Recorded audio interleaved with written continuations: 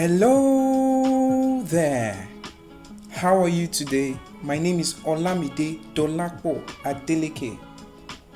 I usually refer to myself as an ambassador of Christ. I trust you're well as always, and I'm sure you're grateful for a brand new day.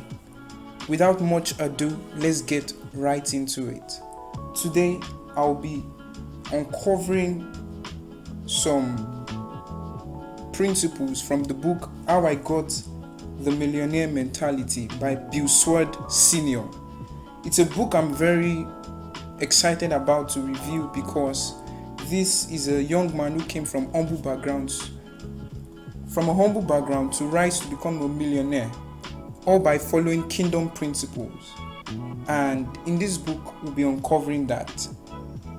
So the first principle or the first mentality that you must imbibe is faith over fear. Life is too short for worry or fear. The world is filled with golden opportunities at every turn. Just begin to open your eye to the possibilities. The truth is that we must not start to fear or think that we are not able to do something. The scripture even says it in 2 Timothy 1 verse 7. It says, "For God has not given us a spirit of fear, but of power and of love and of a sound mind." The seed of greatness are constantly being choked by the weeds of fear. Like I said earlier, life is too short for worry or fear. And in this book, I learned that success does not come by falling at the feet of fear. It comes from standing tall on it. Whenever I want to get into something, whether starting a business, starting a career, or even going to school, a lot of people are afraid of the fact that we will not do well at that thing, or we might run into bankruptcy and all of that. But you've not even tried it. Give it a trial and see what comes of it. Even if we fail, we know that we are learning from whatever we fail to do. My dad always says something very profound. He says that if you lose money, you lose nothing. If you lose wealth, you lose something. But if you lose your character, you lose everything. In essence, what I'm just trying to say is that money, when lost, is really nothing. In as much as a lot of money can be very difficult to lose, but the lessons that we learn from trying things is actually more important than failure. You become what you think about, what you listen, or what you watch. And that takes me to the next principle. The second key mentality you must imbibe is the quality of your thoughts. The scripture says in Proverbs 23:7, "As a man thinketh in his heart, so is he." The truth is that you become your most predominant thought. What you think about most of the time comes to fruition, especially if backed up with action. So defeat negative thoughts. Take down negative thoughts. Think positive thoughts always. And I know it can be difficult in the world that we're in because we are most of the time overshadowed with negative thoughts. But that's why we must give in to what the scripture says about whatever it is that is good, we should think on it. Whatever that is lovely, we should think on it. Whatever that brings good vibes, we should think on it. Paraphrasing. He didn't say vibes anyways. But you get the point. We should think on things that are good, positive thoughts. And what can we do about negative thoughts? One is to recognize them for what they are. Number two is to destroy and eliminate them from your mind. And the third thing is to replace that thought with something positive. Change the quality of your thoughts. In this book, Bill Sword Sr. was telling a man about great businesses that he could start with little or no money. But within 5 minutes, the other man had given him at least 20 excuses why they would not work for him. That's the thing with our thoughts. That's the thing with our thinking pattern. If we try to put in negative thoughts to what we do, there's no how we can achieve whatever it is that we set our mind to. Why is our nation filled with more paupers than millionaires? Because far more people have a fear of loss than a desire for gain. I want you to write that down. A lot of people have a fear or have the fear of loss than a desire for gain. And I'll go on to the next key mentality that we should imbibe, or principle: the power of the Holy Spirit. Romans 8:14, I usually like to start with a scripture in the book. It says, "For as many as are led by the Spirit of God, they are the sons of God." The Holy Spirit is always with you, and He has been given the capacity to lead you to become everything God wants you to be. And the thing is, He never intrudes on your life. He only responds when you initiate the conversation. He's your counselor, ready to guide and to teach you everything that was promised by the Father. So you must inculcate the habits, the mindset of speaking to the Holy Spirit, especially as a believer. You have the connection with the Holy Spirit. So you must give into that to always communicate with the Holy Spirit. And He can lead you in all things. In the university to choose, in the institution to choose, in the firm to work with, in the business to start, or challenges that you might face, even in daily lives, in our daily lives, whatever it is, basic things, is ready to lead you. But what you have to do is to open up to it. The fourth principle is the promise of prosperity. The promise of prosperity.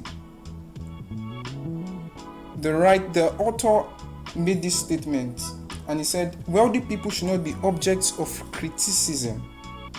I usually say that you should not detest prosperous people, because you can never attract what you detest. And that's the truth. Whatever you detest, you can never attract. So don't detest prosperous people, but instead find out what they did to be prosperous, especially if it is the right thing, and imbibe that culture, imbibe that the way they do their things, the positive things they've done. Holiness does not signify poverty. The fact that you are holy does not mean that you should be poor. All through the Bible, it is filled with the Lord's extraordinary promise of prosperity for the believer. Look at Deuteronomy 8 verse 18. It says, "You shall remember the Lord your God, for it is He who gives you power to get wealth, that He may confirm His covenant that He swore to your fathers, as it is this day." So God is interested, God is particular about you being successful. The scripture said He has made a covenant. And what is a covenant? A covenant is a mutual agreement between two people. And until your part is played, the other person cannot play his part. And so until your part is played, God cannot do His part. So you must ensure that you are not bitter about prosperous people. What is biblical prosperity? It is simply the promise of God to pour out unlimited blessings on His people. It's as simple as that. There are 3 reasons for failure, as written in this book, which I'll be uncovering. 1 is ignorance regarding God's law. And what do I mean by that? The scripture says we should seek knowledge.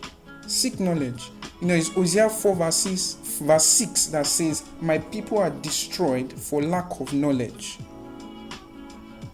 You must seek knowledge at all times. Financial knowledge, spiritual knowledge, business knowledge, career knowledge, financial literacy, everything.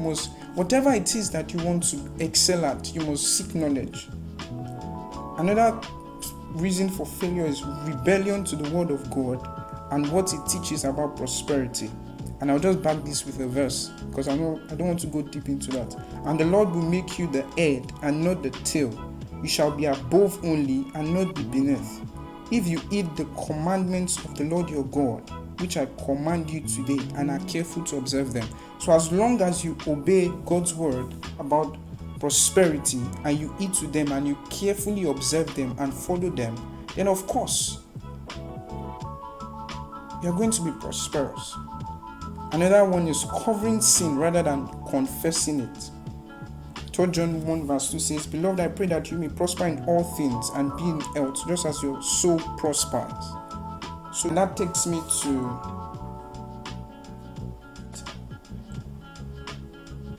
millionaire mentality, which is giving before getting. The scripture says, give and it will be given to you, good measure, pressed down, shaking together and running over. Luke 6 verse 38. There's a lot of controversy about the principle of tithing, and I would not like to actually dabble into that. But the truth is, it's a kingdom principle and it works. I've done it. I've given a percentage of, which is the 1/10 of your income, and it has worked for me. So I don't understand why believers should be confused about the idea of giving, about the principle of tithing. The truth is, anyone you love, you give to. And the idea of giving is to show that you love God.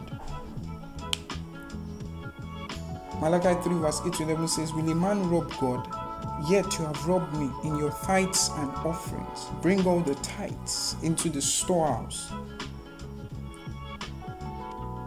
So for us to show that we actually love God, we must bring something to show our love for God.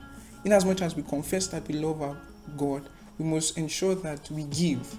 And the truth is, of course, we know that there's no account that is being sent to God at the end when we give to Him, but we bring our tithes to Him. Oral Roberts said something very profound. He says, you don't pay your tithe, you bring your tithe, because it's not yours, it's God's. And that brings us to the end. 1, faith over fear. 2, the quality of your thoughts. 3, the power of the Holy Spirit. 4, the promise of prosperity. And 5, giving before getting. It's in your giving that you get. So, and I believe if you follow these principles as stated in the book, I believe that you can achieve your goal of being a millionaire. Thank you so much for watching, for listening. I appreciate you so much, and I do not take it for granted. If you find this content valuable, you can like and subscribe to this channel so you can get other valuable contents coming your way. You can also share to other people so they can benefit from this content. I am Olamide Adeleke. Have a blessed day.